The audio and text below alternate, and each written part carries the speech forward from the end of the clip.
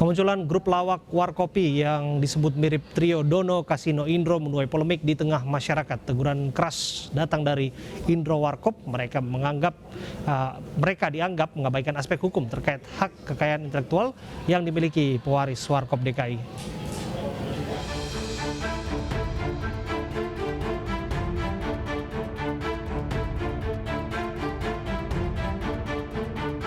Kemunculan grup lawak Warkopi yang disebut-sebut mirip trio Dono Kasino Indro menuai pro dan kontra di tengah masyarakat. Pihak yang mendukung menganggap kehadiran Warkopi bisa memberikan nostalgia komedi Warkop DKI zaman dulu. Namun kemunculan mereka justru tidak mendapatkan apresiasi, bahkan restu dari Indro Warkop. Bukan karena apa-apa, bukan karena mirip, dia nggak ngerti tata krama, mohon seperti itu. Mereka nggak pernah hubungin kita, mereka nggak ngerti apa konsep melestarikan. Bahkan mohon maaf, pelakunya nggak kepengen ketemu saya. Saya berhubung yang angkat masyarakat. Kalau sudah jadi begini kan udah enak. Udah jadi nggak enak. Kayak gitu. Ya saya harus ini jangan ada luasa deh kalau mau diadakan pembicaraan segala macam. Indro bahkan menyayangkan sikap manajemen Warkopi yang membuat konten komersil tanpa izin. Akibatnya, Warkopi mendapat teguran keras dari lembaga Warkop DKI dan Indro Warkop. Hingga saat ini pihak Warkopi dan Indro Warkop masih belum bertemu secara langsung. Namun berdasarkan keterangan lembaga Warkop DKI, pihak Warkopi sudah pernah berkomunikasi via email dengan lembaga Warkop DKI. Namun komunikasi baru terjadi setelah Warkopi tampil dalam program TV. Kini nasi sudah menjadi bubur. Eksistensi Warkopi dianggap mengabaikan aspek hukum terkait hak kekayaan intelektual yang dimiliki pewaris Warkop DKI. Ya, kita akan diskusikan hal ini bersama dengan Deddy Gumelar yang akrab disapa Bang Miing, yang sempat juga bertugas di saat-saat Warkop DKI Warkop ini masih jaya-jayanya. Dan kemudian kita akan berbincang juga dengan Bu Heni Marlina yang merupakan dosen kekayaan intelektual FHUI. Assalamualaikum, selamat malam Bang Deddy, Bu Heni. Selamat malam. Ya. Waalaikumsalam, selamat malam. Saya ke Bang Miing. Bang Miing, akrab disapa demikian ya Bang Miing ya.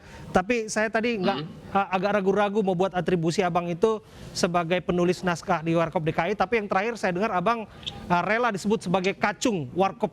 Itu benar atau enggak Bang sebetulnya? Iya.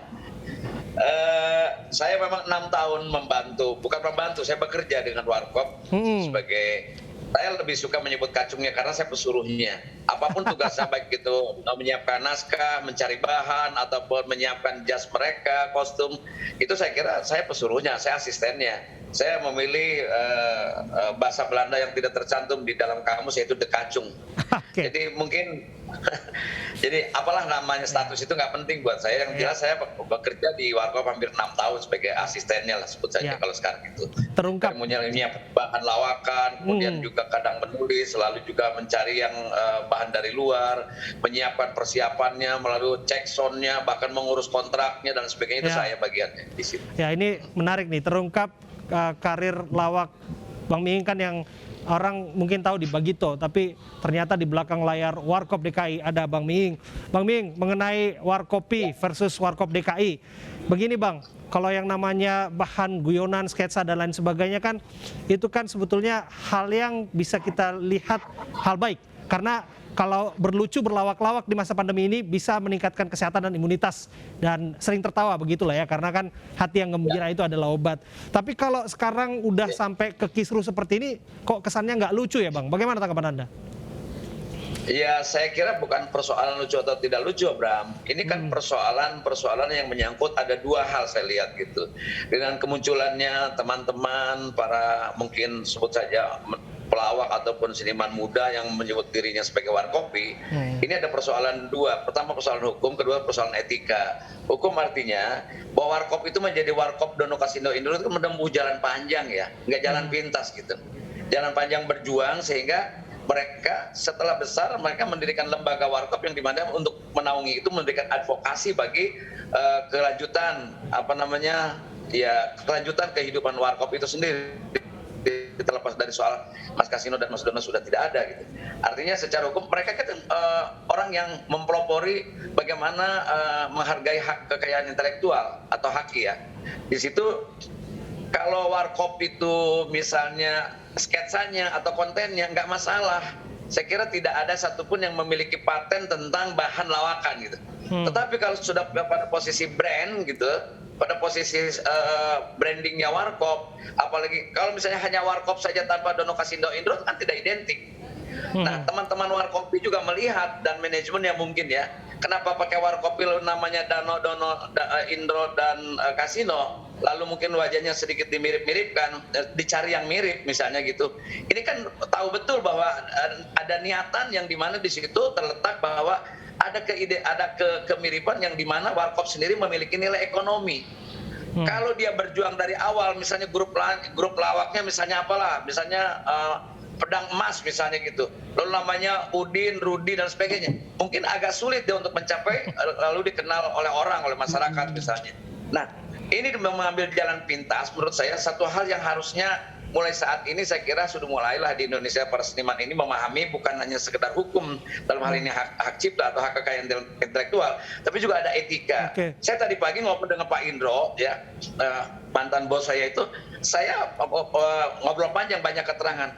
Sesungguhnya persoalan-persoalan kayak gini kan harusnya dibicarakan sebelum muncul, yaitu dengan izin atau dengan etika ketimuran lah. Karena bagaimanapun juga tidak mungkin orang kenapa tidak mencari nama-nama grup lawak yang bukan warkop misalnya gitu. Karena dia tahu bahwa tidak memiliki nilai ekonomi. Mungkin Bagito saja tidak terpilih atau mungkin grup lawak lain, Pelita Jakarta tidak gitu. Kenapa warkop gitu?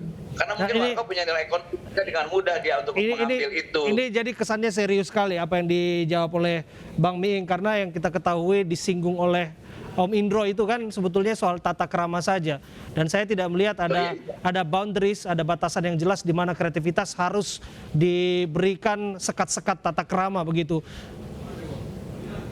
Loh, berkesenian itu butuh tata krama, artinya paling enggak kan tadi etika. Oke lah kita kesampingkan kalau hak kekayaan intelektual sebagai brandnya warkop dipakai misalnya, diduplikasi gitu lah. Oke, tapi etika gitu loh. Yang saya bilang tadi, warkop untuk jadi Dono Kasino Indro dan warkop DKI itu menempuh jalan panjang dari mulai warkop Prambors lalu berevolusi menjadi DKI. Itu juga bukan perjalanan yang pendek. Maksudnya paling tidak ada kemunculan orang etika, paling enggak apa? Dia pasti mengambil nilai ekonomi kok. Ada nilai, ada benefitnya loh. Dengan warkopi dengan mirip namanya Dono Kasino Indro. Kalau warkopi namanya Udin Maman Cecep, mungkin juga akan jadi lain ceritanya gitu loh. Oke, saya ke Mbak Heni. Mbak Heni sebagai seorang pengajar bidang kekayaan intelektual, bagaimana Anda menyikapi isu ini? Karena memang kita lihat banyak duplikasinya dalam tanda kutip ya. Kalau kita lihat Big Enter-nya kan ada musiknya dedeng-dedeng. Nah, itu kan musik yang kita kental sekali. Hampir seluruh generasi, bahkan generasi kekinian pun diingatkan kembali dengan bagaimana kemudian warna dari warkop DKI ini dilahirkan kembali di warkopi. Tapi apakah Anda melihat penting sekali diurus tata krama dalam urusan kesenian seperti ini? Ya, baik, terima kasih. Memang menarik sekali ya kaitannya masalah warkop dan warkopi ini, apalagi kalau kita lihat dari perspektif hukum, khususnya juga hukum tentang hak kekayaan intelektual. Nah, ini menariknya, pertama kita lihat dari rezim perlindungan hak cipta ya. Jadi di sini kan apa yang dilakukan warkopi adalah mengambil bagian-bagian ya scene dari film warkop ya yang sudah ada sebelumnya, tanpa, yang saya rasa pastinya dilakukan tanpa izin ya, makanya kenapa permasalahan ini jadi mengedepan gitu kan. Nah, dilihat dari perlindungan hak cipta ya, pengambilan bagian, apalagi ini ada kepentingan ekonomis di dalamnya ya, itu merupakan satu pelanggaran hak cipta ya. Di samping pelanggaran terhadap hak ekonominya juga ada pelanggaran terhadap terhadap hak moralnya, di mana dia melakukan pengubahan tanpa izin dari pencipta atau pemegang hak ciptanya. Nah, kedua, isu tentang hak cipta ini juga menariknya terkait masalah karakter, ya, karakter dari 3 tokoh yang ada di Warkop ini. Nah, terkait perlindungan terhadap karakter memang mungkin tidak secara eksplisit disebutkan sebagai jenis ciptaan yang dilindungi di Undang-Undang Hak Cipta, tapi memang perdebatan mengenai karakter apakah dilindungi dengan hak cipta ini menarik juga ya di tingkatan internasional. Ya, betul. Nah, menurut David Feldman ya, dalam tulisannya beliau menyebutkan bahwa karakter yaitu bisa di karakter satu film ya itu dapat dilindungi dengan hak cipta ya. Pengadilan di Amerika menggunakan 2 tes ya untuk menguraikan hak cipta karakter ya. Perlindungan hak cipta terhadap karakter. Pertama yaitu tes penggambaran karakter. Nah, tes ini juga disebut sebagai tes Nichols ya, karena waktu itu diterapkan dalam kasus antara Nichols dengan Universal Pictures Corporation. Dalam kasus ini, hakim menyatakan bahwa ketika suatu karakter telah dikembangkan sedemikian rupa sehingga dapat digambarkan dari cipta itu sendiri, maka karakter tersebut dapat dilindungi dengan Undang-Undang Hak Cipta. Kedua, tes yang disebut sebagai tes kisah yang diceritakan. Tes ini diterapkan dalam kasus Warner Bros. Pictures ya versus Columbia Broadcasting System. Dalam kasus ini diputuskan bahwa ketika seorang tokoh yang merupakan bagian integral dari suatu cerita merupakan tokoh itu sendiri yang merupakan cerita yang diceritakan, maka karakter tersebut juga dilindungi. Nah, yang ketiga ya ini menarik ya bahwa selain bicara tentang hak cipta juga ada isu tentang perlindungan merek karena karakter itu sendiri juga dapat dilindungi dengan undang-undang merek ya. Sederhananya di sini kalau nggak salah ya sudah dilindungi juga ya, sudah didaftarkan mereknya ya. Sederhananya di bagian mana yang dilewatkan oleh Warkopi ini? Mereka adalah pekerja seni anak-anak muda yang berupaya untuk berkreativitas di masa pandemi ya. Kemudian juga mereka harus diperhadapkan pada persoalan ini. Bagian mana yang mereka lewatkan atau singkatnya mereka salah di mana? Ya, penggunaan bagian dari hak cipta yang dilindungi dengan hak cipta itu memang harus dengan izin ya, tanpa izin maka dapat dianggap sebagai suatu pelanggaran. Apakah itu pelanggaran terhadap hak moral maupun hak ekonomi. Begitu juga tadi penggunaan nama Warkopi sendiri ya. Kalau kita lihat di sini merek warung kopi Dono Kasino Indro itu juga sudah didaftarkan ya ke Dijen Haki untuk kelasnya itu 41 jasa-jasa hiburan termasuk juga jasa-jasa grup hiburan. Oke, ini kan beda Warkop DKI dengan Warkopi itu nggak bisa ditolerir begitu sebetulnya. Nah, ya itu masih ya tinggal di itu aja apakah ada persamaan antara Warkopi dengan warung kopi Dono Kasino Indro. Tapi karena kan di sini dia juga menggunakan karakter mungkin ya nanti ketika ada show-nya ya ketiga gambar itu karena di dalam daftar etiket mereknya itu juga tergambar 3 karakter dari Dono Kasino Indro. Oke, saya kembali ke apa yang ingin Anda lanjutkan singkat sebelum saya ke Bang Miing, Mbak ini? Oke, nah mengenai masalah karakter ini ya di tataran internasional juga ada yang dikenal sebagai perlindungan terhadap personality right. Nah ini juga yang harus dipertimbangkan. Baik, jadi Anda sepakat bahwa anak-anak dari almarhum Dono ini juga dikaitkan dengan ini semua begitu ya? Iya, paling tidak mereka harus minta izin ya, karena kan belum tentu juga ya pemegang hak ciptanya termasuk ahli warisnya, anak-anaknya setuju bahwa karakter itu kemudian digunakan kembali. Oke, baik saya ke Bang Miing. Bang Miing, kalau kita lihat karya seni itu kan tidak murni lahir begitu saja. Kadang kita meniru, mengimitasi, bahkan dari luar negeri kita bawa ke sini, bahkan tokohnya juga kita tiru dan lain sebagainya. Tapi begini Bang, apa salah besar dari anak-anak ini sebetulnya sampai pada akhirnya Om Indro nggak mau ketemu dengan mereka untuk bicara baik-baik? Saya kira mungkin itu bukan wilayah saya untuk menjawab kenapa Pak Indro tidak mau.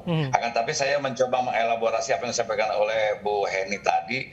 2 perspektif tadi, perspektif pertama yang hukum, kedua secara moral gitu kan. Karena satu hal ya, masalahnya di Warkop ini, lembaga Warkop itu sudah bekerja sama dengan Falcon sebagai pemegang hak, memberikan hak kepada Falcon untuk menggunakan haknya sebagai pengguna brand dari Warkop itu sendiri. Nah, kalau tadi Abraham mengatakan tidak bisa dengan sesederhana itu menyimpulkan persoalan hanya karena ini anak-anak kreatif, seniman, ini lagi COVID. Bukan situ, bukan berarti lalu COVID atau kondisi-kondisi seperti ini lalu menjadi bebas nilai. Tidak. Apalagi bekerja dengan kesenian. Kesenian itu harus punya moralitas tinggi. Nggak bisa. Gini Bang, begini Bang, maaf saya potong Bang Ming. Tapi kalau kita belajar dari mereka, seharusnya kan mereka duduk bersama kita di sini. Tapi kan tidak ada yang menyuarakan sisi mereka. Saya coba ya gali apa yang sejarah mereka. Mereka adalah orang yang bukan siapa-siapa. Mereka tidak kenal satu sama lain. Mereka bersepakat untuk membentuk grup ini. Sosok mereka tentu saja kalau minta izin ke Om Indro atau ke Bang Miing atau siapapun, jangankan minta izin, nomor teleponnya aja nggak punya. Mau ngajak ketemuannya barangkali sulit juga. Nah ini kan mereka juga punya hasrat untuk berkreasi. Bagaimana menurut Abang? Ya, saya kira sah saja semua alasan itu. Paling tidak dengan munculnya di media pasti ada manajemennya dong. Ada apa namanya? Ada sesuatu yang mengengineering meng-create sesuatu bukan tanpa rencana. Nggak mungkin kalau hanya begitu saja yang pengamen jalanan mungkin namanya. Kalau sudah masuk pada media itu sebuah perencanaan, ada manajemen.